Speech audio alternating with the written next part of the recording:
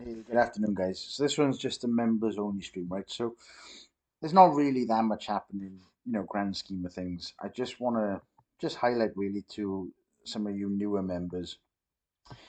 If you haven't watched the educational videos, right, it's definitely worth going through from, the beginners into the advanced and then ultimately into the interesting lessons, right? And the reason that I would say you probably want to do that is I know most of you guys inside the Discord right now in the member section are predominantly lifetime members. So, you've got the time, and I think that's the main thing, right? What I tend to find is when people come for a month and they're watching these videos, they haven't got full access to the full educational kind of package. And I think the interesting lessons are only valuable once you've got a good grasp or a good handle on the bigger picture, right? So make the effort to kind of go through those videos kind of step by step. So, look, in terms of where we are, I know a lot of you are still interested in Bitcoin. You're trying to find, any little edge, any kind of little idea in terms of, where, why, what. So I just want to kind of cover where I think we are, right?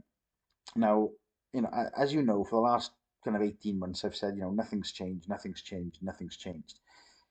And I think the misconception for a lot of people, especially if you're not members, it's kind of prices change, but the sentiment, the momentum, the way price moves hasn't changed, right? Which doesn't really give me much confidence in terms of a major bull rally. And this is kind of a concern. This is an area in terms of why I think bigger picture nothing's really changed, right? So if we look at going back, back in time, we look at where we've kind of come from. The real momentum, right, was this move here, right? Now, obviously, a lot of people said, "Oh, well, this one year we've missed the opportunity once in a lifetime. Ultimately, this is going up." We basically grabbed liquidity, right? And when you look at what the market's trying to do in the liquidity form, you have to say, at this particular point, right, you would have expected a lot of new entries coming in, right? When we broke that point. So at this stage, you would have thought anyone who's gone short, would actually have stop losses above, which means, fuel to the upside. Anyone as a breakout trader, fuel to the upside. The sentiment of retail, fuel to the upside. Right? All of these things should be fuel to the upside, right? Instead, we grabbed a little bit of liquidity and we dropped down massively, right? Now, people said, 135K, 250K, $1 million. It's different this time, and all those other good things. Truth of the matter is, we still fell down, right? Now, again, a lot of people will say things like, "Oh, Bitcoin never again below 60, never again below 50, 40, 30." Right? It's happened once, and there's nothing stopping it happening again, right? Now, in terms of the momentum, right? If we now shift this because we've obviously taken liquidity, look at where the liquidity sits, right? So at the moment, the fact that we've now got an ascending move, right, as we peak into this region. When I say an ascending move, I'm talking this, right? So the issue that you have is we've got an awful lot of gaps, right? We've got a little gap in there, we've got a big gap in there, and these things are obvious, right? The gap obviously there, and we know that price likes to fill the gaps, right? There's a gap, price goes up, comes back, right? Price goes up, comes back. Now, at this particular stage, right, we are already overbought on the monthly with a false bar. We're already overbought, I think, on the daily, right? We've got, let's see what the 3 monthly is looking like. So let's stick a 3 month chart on this. And, no surprise, we're already pretty much overbought. Right? So where we are, grand scheme of things, there's not really an awful lot giving us a lot of momentum to the upside. People are going to talk about the halving. People are going to talk about, oh, well, the big ETFs. I posted this morning in the visitor section something that I read about one of the CEOs of one of the ETF providers basically saying 90% of current inflows are retail, right? So this is, IFAs, this is, the independent financial advisors, this is the guy that's advising on mortgages and pensions and all that kind of stuff. It's these guys that have gone to their clients and said, have some exposure to crypto. And knowing to them, this is probably very likely some kind of top, right? So if we then look at companies like BlackRock as an asset manager, we already know asset managers are long, right? So in the long run, up is the obvious play. We also know that leverage funds are currently short. We've got an overbought situation on a 3 monthly time frame, and everything kind of under the 3 monthly time frame pretty much playing itself out. We've got the halving, which retail are expecting, millions of dollars worth of price action and trillions of dollars worth of new money coming in, right? So when you put all this together, it's pretty clear to say, look, we still have two interesting options, right? The first option, as I've talked about this, if we come up 1, 2, right, got a 3, 4, and a 5 type move, right? That for me was the truncated move. This one basically invalidates, a 4, so it was very unlikely that this one was actually going to give us, even if we said this was 1, 2, 3, and we didn't take the 4, we didn't get the close, or we could find some kind of narrative, right, if we really want to, in terms of why this potentially is, now up for the 5, right? The only problem is, even with the best will in the world, we're going to have to look at the extension 5, which will basically give us something like this, right? So 1, 2, 3, right? We've already hyperextended 3, so even if we come down and we come back down here for a 4, then we go up for a 5, right? We're talking sub 100k, even with the ultimate best case scenario, and this being the most impulsive move physically possible, right? Which means you then come down for a 4 again, which will probably take us into 2027 or beyond, right? And then we can start seeing above 100k, and that's the best outcome for a bullish case, right? That's silly almost.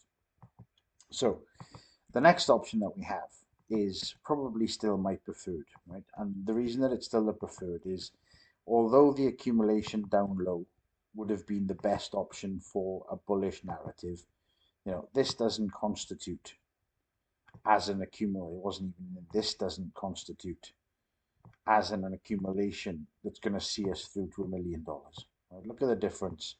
And that was just to take us up to 60 the first time, right? So in terms of scale and factor, right, this bit seems a little bit more impulsive, but in the grand scheme of things, still not all that impulsive, right? We've come up, and the problem is we've created the impulsive move prior to breaking the high. In an ideal world, right, this would have come up, gone a bit sideways, kind of come up, gone a bit sideways, and then accelerated through, giving us this acceleration above, right? We didn't get it. So in terms of where we are right now, we've got all these gaps to kind of come back to. We've got a big account, and therefore I kind of feel that if this was our 5, I still like this as the A and this is the B, right? I think 83k, as I've mentioned a couple of times, still gives us the ability to take an A, back up and back down, right? Giving us the extension here into this kind of region, right? And this is not likely, but possible, right? The likely move obviously is already at this, right?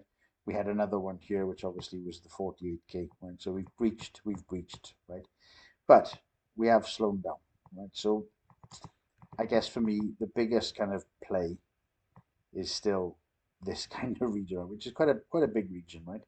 But that kind of makes a lot of sense in terms of 70 to 80 realistic for an extended B, which is part of the running flat B, right? Then obviously we can come back down, and I think if you look at the fib retracements on that kind of down move, right, we can do some kind of cluster here, Again, this is part of the interesting lessons, right? If you haven't seen clusters, we got obviously deep zone, we got a 618, a 50, right, and a 382. They're the ones that I like there in that sense, right?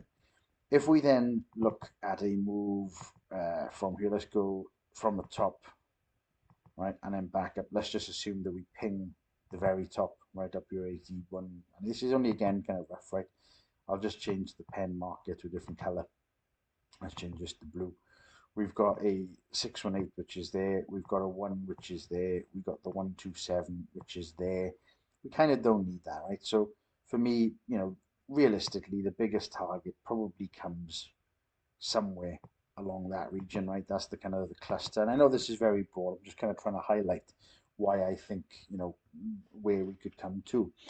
Then we look at obviously things like these boxes. Well, clearly there's a gap sitting in there. We've got a master pattern type move sitting in there. Look, right. So again, the top of the box to the bottom, which is actually the center of the box. We got a small gap there, right? So it wouldn't be a surprise if we now see first move up. I'll have to drop down time frame, right? So first move up being, let's have a look at this one, right? Some kind of buyer's climax, right? Followed by an AR. We could potentially be given the grind up on the daily. We could be potentially up to the UT type move. And then obviously we start to come down. We create the next kind of weakness. Then we come up. Maybe we see a UTAD, and obviously this is now into potentially or even post halving. I mean, composite man wise, right? The the funniest thing that could actually happen is that we make this move pre-halving, right? All the bulls get excited that we're off to the moon. We create a new all-time high, which becomes the UTAD, right? And that's kind of where I feel, given where we are right now, price-wise, given leverage funds and everything else in terms of the short side of this, given the retail sentiment, that wouldn't be surprised to see pre-halving, kind of up and down, right? Halving comes in, this move looks impulsive as hell, and that basically gives us, a UTAD before we start kind of falling. So I'd love to see the UTAD probably around the 83K, which would make a lot of sense, right? And then I think obviously at that point we'll have all the bulls out on social media going, "Oh, everyone's rich and everyone's rich," and then I think the rug obviously gets pulled. So I think for me, nothing's really changed big picture. I think we're going to have some kind of distribution pattern, larger picture. We are at the kind of, station in terms of where we are right now. And therefore, for me, you know, I still kind of feel 35K or below. You're going to see that in terms of the character when we start getting down there. I still think that's on the table. I got no real narrative for 100K right now. No real narrative for 200K, 300K, 6 million, or whatever arbitrary figure anyone wants to throw at this. I kind of feel everything is lining up for composite man to actually start really pulling that rug, And I think to do that, we are going to need a couple of other legs up before we actually take, the bigger move down. So I think distribution started. It's just very early on in terms of the current level, current situation as to where we are right now. So I think for me, not that much has changed. We are grabbing liquidity. You know, we got another 19 days on this candle on a monthly. I think the monthly starting to show signs of exhaustion. We're not going to have so many. I think it was the Tom DeMark indicator, which talks about 9 to 11 or 9 to 13, if I remember rightly. That you get, most instruments seem to get kind of in a line.